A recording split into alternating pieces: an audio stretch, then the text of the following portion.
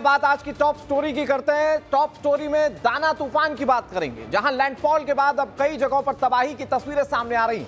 ओडिशा और पश्चिम बंगाल में तूफान से जबरदस्त तबाही मच गई। लैंडफॉल के बाद कई जगहों पर काफी नुकसान पहुंचा है, ये बड़ी खबर आपको बता रहे हैं।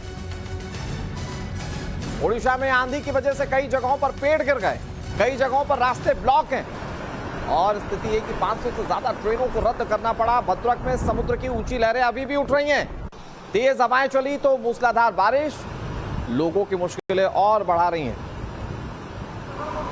आपको बता दें, इस दौरान 120 किलोमीटर प्रति घंटे की रफ्तार से हवाएं चल रही हैं और ये तस्वीरें आपके सामने कैसे हर तरफ हाहाकार मचा हुआ है, आप इन तस्वीरों में देख सकते हैं। सोचिए जरा, 120 किलोमीटर प्रति घंटे की रफ्तार से हवाएं चल रही हैं। भीषण चक्रवाती तूफान दाना 10 किलोमीटर प्रति घंटे की रफ्तार से उत्तर और उत्तर पश्चिम की ओर आगे बढ़ रहा है। खबर है कि दोपहर तक चक्रवाती तूफान कमजोर हो जाएगा और उसके बाद लोग राहत की सांस ले सकते हैं। लेकिन इसका अभी लैंडफॉल के बाद इंपैक्ट क्या है, ये तस्वीरें आपके सामने टीवी स्क्रीन पर। अब आपके सामने ये 10 बड़ी तस्वीरें हैं। तूफान का लैंडफॉल हुआ, रात के वक्त में ये तूफान आया और उसके बाद इसने जो तबाही मचाई उसकी तमाम तस्वीरें आपके सामने टीवी स्क्रीन पर। बारिश का दौर लगातार जारी है। तेज हवाएं, आंधी लोगों की मुश्किलें बढ़ा रही हैं। स्थिति ये कि कई इंफ्रास्ट्रक्चर को नुकसान पहुंचा। मजबूत से मजबूत पेड़ जो हैं वो पूरी तरह से धराशायी हो चुके हैं और यही वजह है कि कई जगहों पर रास्ते पूरी तरह से ब्लॉक हो गए। इसके अलावा जो आप देख रहे हैं, लगातार मॉनिटरिंग की जा रही है। दोनों राज्यों के मुख्यमंत्री यानी कि उड़ीसा और पश्चिम बंगाल की जो मुख्यमंत्री हैं वो लगातार हालात पर नजर बनाए हुए हैं। एनडीआरएफ की तैनाती की गई है। हालांकि उड़ानों पर, रेल सेवाओं पर इसका असर पड़ा है, सड़क मार्ग पर असर पड़ा है और ऐसे में आप देख सकते हैं कि कैसे चारों तरफ से तबाही के ही निशान है। लेकिन एक बड़ी बात इसमें माननी पड़ेगी कि लगातार प्रशासन की टीम एक्टिव है। लेकिन अब आपको बताते हैं कि अलग अलग जगह पर राज्यों में भी ये तूफान कैसे तबाही मचा रहा है। ओडिशा की बात करते हैं।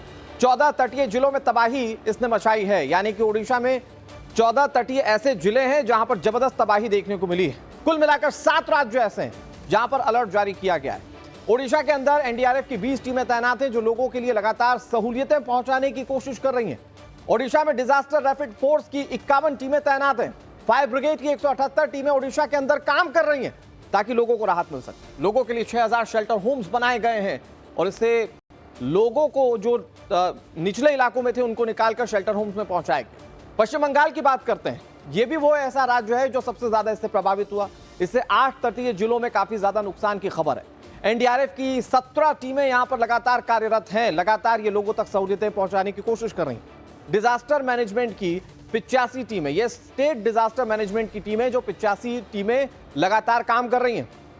आंध्र प्रदेश में 8 जिलों में तूफान का खतरा लगातार बना हुआ है। आंध्र प्रदेश में एनडीआरएफ की 9 टीमें तैनात हैं जो लगातार मॉनिटरिंग कर रही है सारी चीजों को लेकर। इसी तरह से बिहार की बात करें तो यहां 13 जिलों में बारिश का अलर्ट जारी किया गया है। यहां भारी बारिश हो सकती है और इसी के चलते स्टेट डिजास्टर मैनेजमेंट टीम पूरी तरह से बिहार के तमाम इलाकों में एक्टिव हैं। तो कुल मिलाकर 7 ऐसे राज्य हैं जो इस वक्त काफी ज्यादा संवेदनशील बने हुए हैं। झारखंड की बात करते हैं, 10 जिलों में भारी बारिश का दौर जारी है और एक्शन में एनडीआरएफ की टीमें। इसी तरह से छत्तीसगढ़ पर इसका असर दिख सकता है। 8 जिलों में बारिश का येलो अलर्ट जारी कर दिया गया है। छत्तीसगढ़ में एनडीआरएफ की एक टीम तैनात है। कहीं पर भी कॉल आए, कहीं पर भी जरूरत पड़े तो ये टीम पहुंच जाएगी। तमिलनाडु की बात करते हैं, कई इलाकों में भारी बारिश का अलर्ट जारी कर दिया गया है। भारी बारिश लोगों की मुश्किलें बढ़ा देगी और ऐसे में यहां पर भी प्रशासन की टीमें काफी ज्यादा एक्टिव हैं। लोगों को सहूलियतें पहुंचाने के लिए लगातार कोशिशें की जा रही हैं। तो सिर्फ पश्चिम बंगाल और ओडिशा ही नहीं, कुल मिलाकर देश के 7 राज्य ऐसे हैं जो दाना तूफान की मार झेल सकते हैं। असर दिख सकता है, कहीं ज्यादा कहीं कम, लेकिन इसका असर लोगों को मुश्किलों में डाल सकता है। लैंडफॉल हो चुका है तूफान का और स्थिति फिलहाल यह है कि जहां जहां तबाही मची है वहां पर चीजों को दुरुस्त करने की कोशिश की जा रही है। बड़ी बात यह है कि अभी भी कई इलाकों में बारिश और तूफान का दौर जारी है।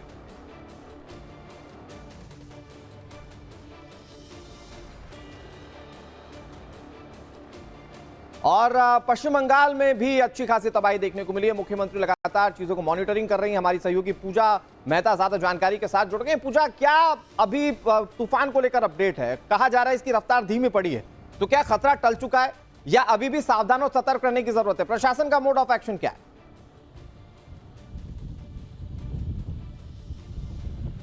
बिल्कुल, आपको बता दें मौसम विभाग ने ये औपचारिक तौर पे बता दिया है कि चक्रवाती तूफान दाना का जो लैंडफॉल प्रोसेस है वो पूरी तरीके से खत्म हो चुका है, लेकिन खतरा अभी भी पश्चिम बंगाल के लोगों के लिए नहीं टला है, क्योंकि ये भले ही सिवियर साइक्लोनिक स्टॉर्म जो है वो वीक होकर अब साइक्लोनिक स्टॉर्म बना हो और अब से कुछ ही घंटों के भीतर वो डीप डिप्रेशन में तब्दील होगा, लेकिन जैसे ही वो डीप डिप्रेशन में तब्दील होगा, इस पूरे इलाके में जो तटीय जिले हैं पश्चिम बंगाल के और कोलकाता से सटे जिलों में भारी वर्षा होगी।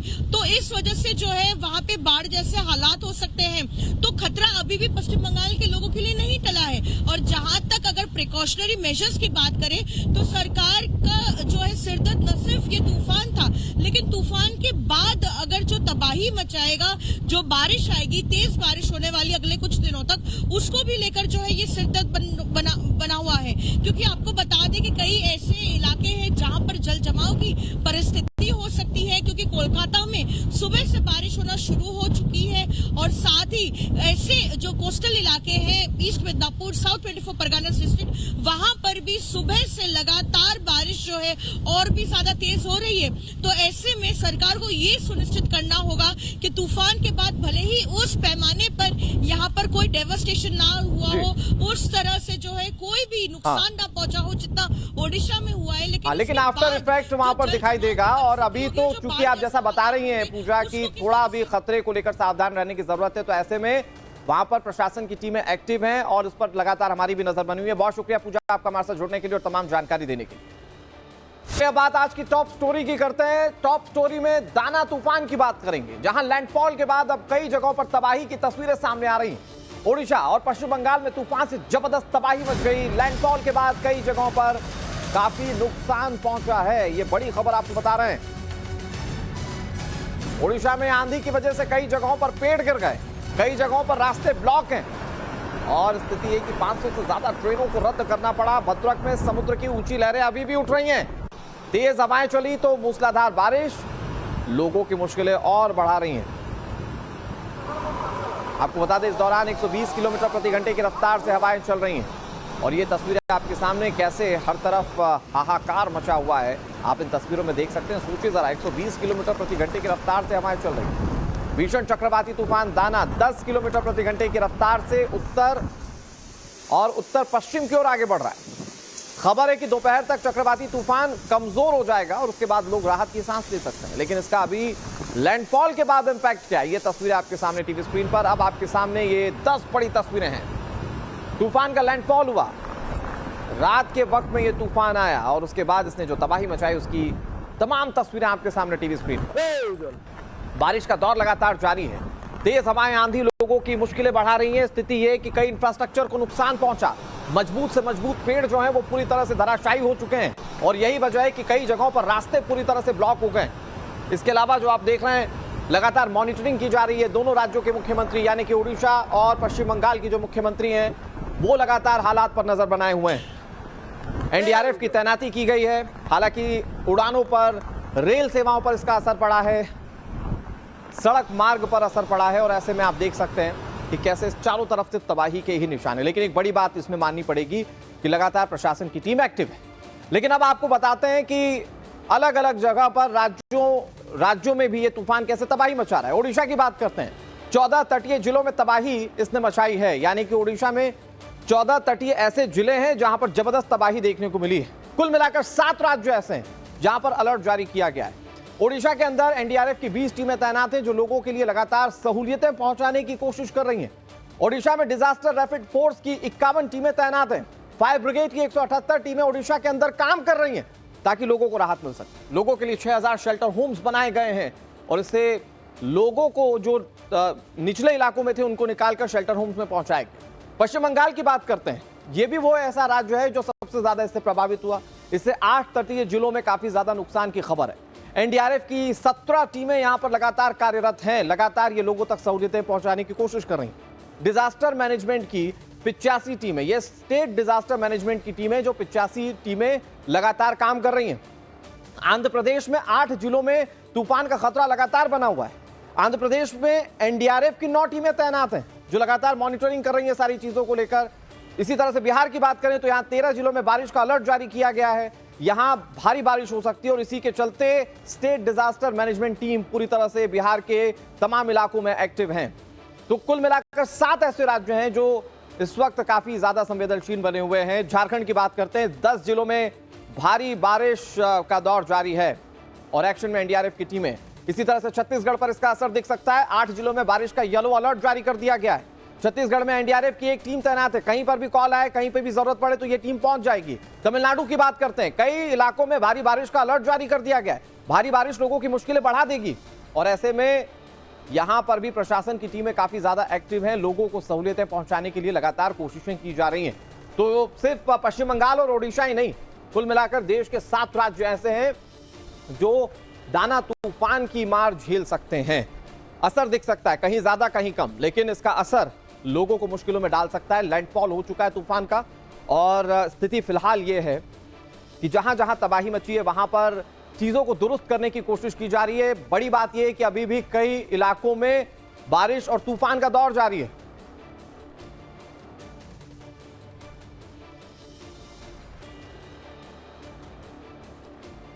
और पश्चिम बंगाल में भी अच्छी खासी तबाही देखने को मिली है। मुख्यमंत्री लगातार चीजों को मॉनिटरिंग कर रही हैं। हमारी सहयोगी पूजा मेहता ज्यादा जानकारी के साथ जुड़ गई। पूजा, क्या अभी तूफान को लेकर अपडेट है? कहा जा रहा है इसकी रफ्तार धीमी पड़ी है, तो क्या खतरा टल चुका है या अभी भी सावधान और सतर्क रहने की जरूरत है? प्रशासन का मोड ऑफ एक्शन क्या है?